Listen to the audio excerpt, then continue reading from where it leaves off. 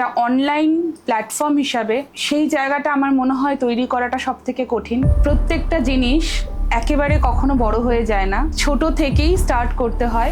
মানুষ কি বলছে, কি বলবে, এই সমস্ত কথাগুলোকে আমার মনে হয় মাথায় না রাখাই ভালো। মাত্র 30 পিসেস শাড়ি নিয়ে আমি একটা ছোট্ট ঘরের মধ্যে এই বিজনেসটা স্টার্ট করেছিলাম। স্বপ্ন দেখা ছাড়লে চলবে না, প্রত্যেককে স্বপ্ন দেখতে হবে। আর ওই যে বললাম, একদম খোলা চোখে স্বপ্ন দেখুন, স্বপ্ন একদিন পূরণ হবে।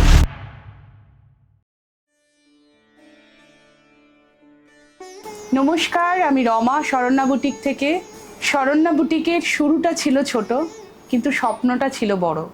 আজ শরণ্যা বুটিক শুধু একটা নাম নয়, আমার প্রচুর পরিশ্রম আর ভালোবাসার একটা গল্প।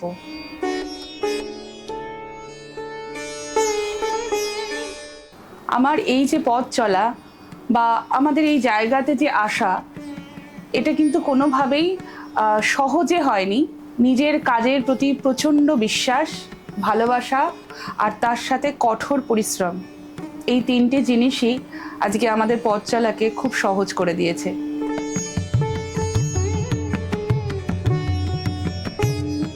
সবচেয়ে বড় চ্যালেঞ্জ যদি থাকে, সেটা হচ্ছে নিজের একটা আলাদা পরিচয়, একটা আইডেন্টিটি তৈরি করা। আজকালকার দিনে তো প্রচুর বুটিক হচ্ছে, প্রতিদিন বুটিক হচ্ছে। অবশ্যই সেটা খুব ভালো জিনিস, সবাই নিজের মতন করে সবাই কিছু করার চেষ্টা করছে।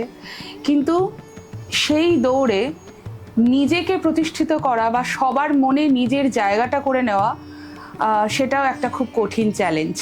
আমাদের কাছে যেটা সব থেকে চ্যালেঞ্জিং, যে প্রতিটা কাস্টমারের বিশ্বাস, তাদের ভরসার জায়গাটা হয়ে ওঠা। একটা অনলাইন প্ল্যাটফর্ম হিসাবে সেই জায়গাটা আমার মনে হয় তৈরি করাটা সব থেকে কঠিন।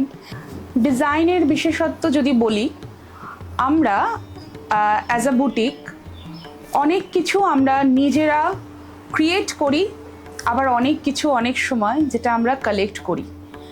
তো সেটার মধ্যে যে দুটোই আমরা করি না কেন, সব থেকে যেটা বড় ব্যাপার, ডিজাইনের স্পেশালিটি যদি আমি বলি, সেই ক্ষেত্রে কমফোর্ট, এলিগেন্স আর তার সাথে থাকবে অবশ্যই বাজেট। এই সব জিনিসগুলো কিন্তু আমাদের মাথায় রেখেই কাজ করতে হয়। সেটাও একটা খুব বড় চ্যালেঞ্জ। সেটা হয়তো আমরা ফুলফিল করতে পারি বলেই বা পারছি বলেই হয়তো মানুষের এত ভালোবাসা পাচ্ছি।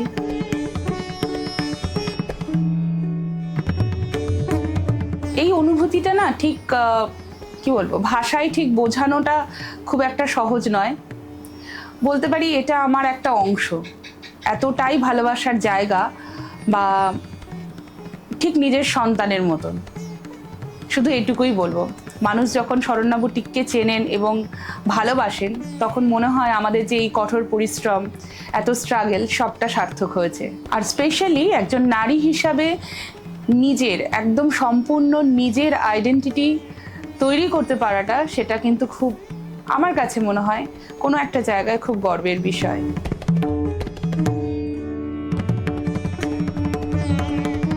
তাদেরকে আমি একটা কথাই বলবো, প্রত্যেকটা জিনিস একেবারে কখনো বড় হয়ে যায় না, ছোট থেকেই স্টার্ট করতে হয়।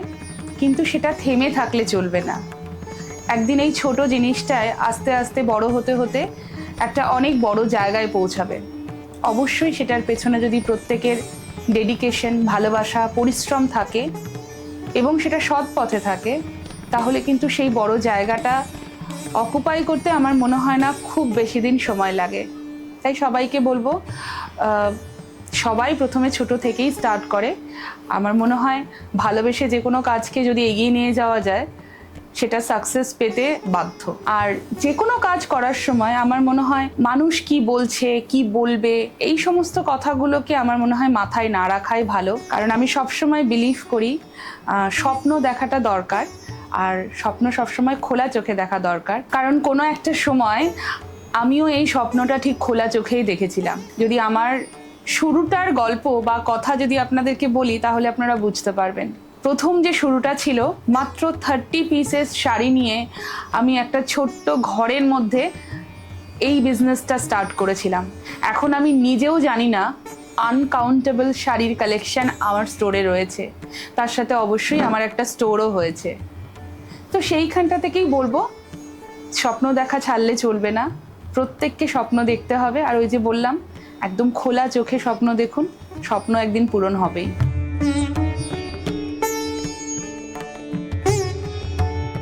যে কোনো কাজ তো একা কখনোই করা যায় না, কারণ আমার এটা মনে হয়, আমার কেন, আমার সাথে আপনারাও সহমত থাকবেন, যে কোনো বিজনেস বলুন, যে কোনো ভেঞ্চার বলুন, তাকে যদি দাঁড় করাতে হয় সেখানে প্রচুর সাপোর্ট, পাশে থাকার লোক অনেক চায়।